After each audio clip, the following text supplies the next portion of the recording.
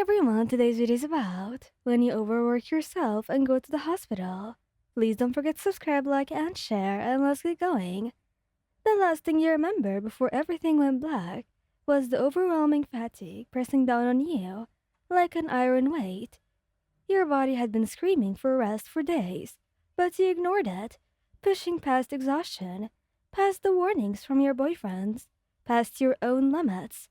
And now, the sharp scent of antiseptic fills your nose, bright fluorescent lights sting your eyes, and a dull ache spreads through your limbs as consciousness slowly drags you back. The beeping of a heart monitor keeps a steady rhythm in the background, but it's not the first thing you notice. It's the voices, loud, worried, and unmistakably familiar. "What the hell were you thinking?" Bakugo's voice, furious and harsh, but underneath it something raw and desperate lingers. You groan, shifting slightly in the hospital bed, and almost immediately, a much gentler voice follows. "Babe, oh thank God you're awake." "Kirishima." You blink a few times, your vision adjusting and finding both of them standing beside you. Kirishima looks relieved but worried, his strong hands curled into anxious fists at his sides. Bakugo, on the other hand, looks like he's ready to explode. Eyes red-rimmed, jaw clenched so tightly that you can hear his teeth grinding. "What happened?" Your voice comes out hoarse, barely above a whisper. "You passed out from exhaustion, dumbass." Bakugo snaps. "At work, in front of everyone. You scared the shit out of us." You wince.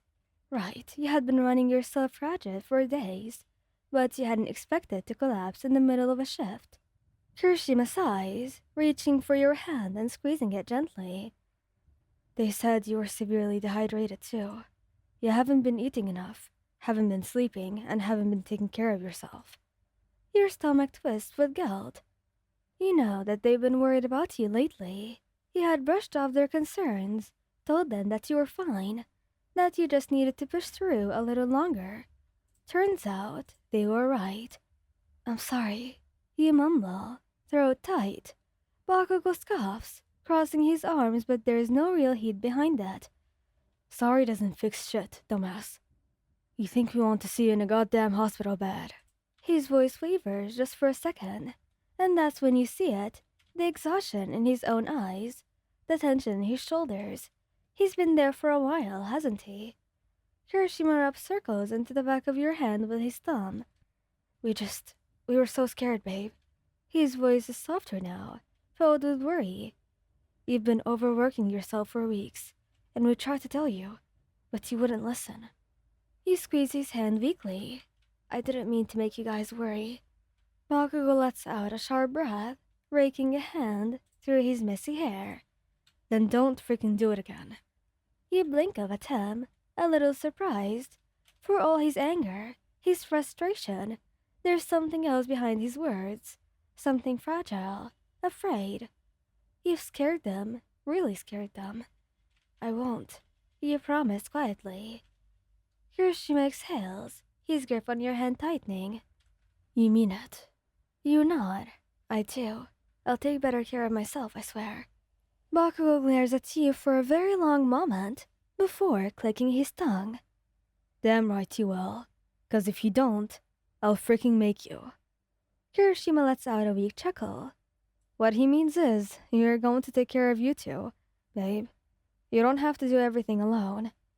You feel warmth spread through your chest, guilt mixing with something softer. You don't deserve them, don't deserve the way they love you so fiercely, so unconditionally, but you're grateful. "Thank you," you whisper. Bakugo mutters something under his breath before leaning forward suddenly, pressing a rough, lingering kiss to your forehead.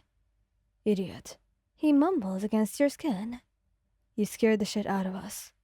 Kirishima follows, kissing your temple gently, his fingers tracing slow, soothing patterns over the back of your hand. "Just rest, okay? We'll take care of everything else." And for the first time in weeks, you let yourself relax. Because you're not alone, and you never have to be. The hospital room was quiet for a moment, save for the rhythmic beeping of the heart monitor and the soft hum of machines. The weight of exhaustion still clings to your limbs, but it's different now. Lighter, no longer suffocating. Because they were here with you. Bakugo sighs, rolling his shoulders as if shaking off the tension in his body. As soon as you're discharged, we're setting some ground rules. No more skipping meals, no more staying up all night working, and no more of this pushing through bullshit. Kirishima nods firmly, brushing his thumb over your knuckles. We're serious, babe. We're going to make sure that you're taking care of yourself. If that means cooking your meals, forcing you to take breaks, or dragging you to bed ourselves, then so be it. You chuckle weakly, but there is no point of arguing. They mean it. And honestly, you're relieved, because trying to handle everything on your own has only led you here. Hooked up to IVs, body drained, head pounding. Maybe it's time to let them help. I'd like that, you admit softly.